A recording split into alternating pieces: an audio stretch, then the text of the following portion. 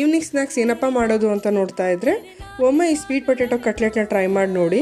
ಇದು ಮಾಡೋದಕ್ಕೂ ಈಸಿ, ಟೇಸ್ಟಿಯಾಗೂ ಇರುತ್ತೆ, ಹೆಲ್ತಿ ಕೂಡ ತುಂಬ ಒಳ್ಳೆಯದು.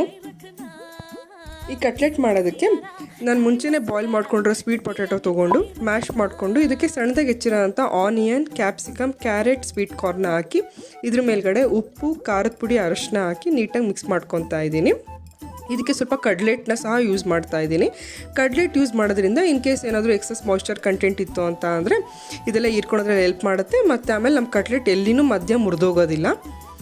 ನೆಕ್ಸ್ಟ್ ಈ ವಿಡಿಯೋದಲ್ಲಿ ತೋರಿಸ್ತಿರೋ ಥರ ಚಿಕ್ಕ ಚಿಕ್ಕ ಉಂಡೆ ತೊಗೊಂಡ್ಬಿಟ್ಟು ಅದನ್ನು ನೀಟಾಗಿ ರೌಂಡ್ ಶೇಪಲ್ಲಿ ಕೊಟ್ಟು ಚಿರೋಟಿ ರವೆಯಲ್ಲಿ ರೋಲ್ ಮಾಡ್ಕೊತಾ ಇದ್ದೀನಿ. ಈ ಚಿರೋಟಿ ರವೆಯಲ್ಲಿ ರೋಲ್ ಮಾಡ್ಕೊಳೋದ್ರಿಂದ ನಮ್ಮ ಕಟ್ಲೆಟು ಹೊರಗಡೆಯಿಂದ ಫುಲ್ ಕ್ರಿಸ್ಪಿಯಾಗಿ ಒಳಗಡೆಯಿಂದ ಸಾಫ್ಟಾಗಿ ತುಂಬ ಟೇಸ್ಟಿಯಾಗಿರುತ್ತೆ.